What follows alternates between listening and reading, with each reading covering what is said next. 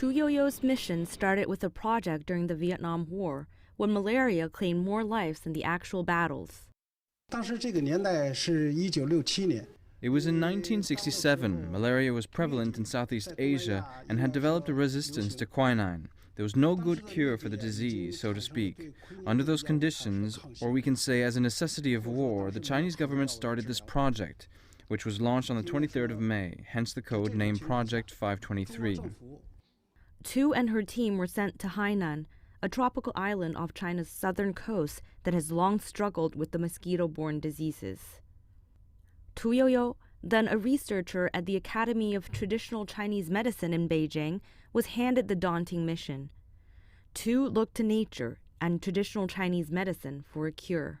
Her team drew 380 extracts from 200 herbs and tested over 2,000 combinations.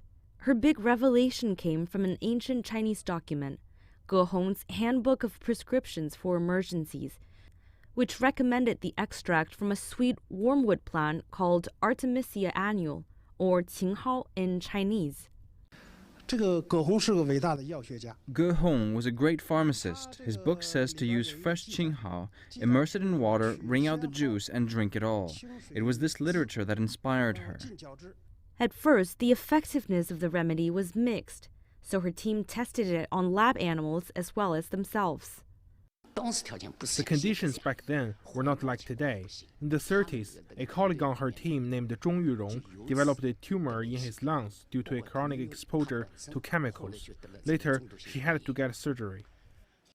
Tu's team eventually found the active compound in the plant that attacked malaria at a safe level for human consumption. The discovery led to the creation of the anti-malarial drug artemisinin that's still relied upon today.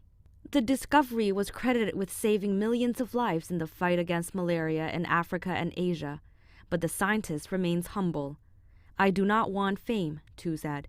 "It's all a part of scientific work." Taoyuan, CCTV.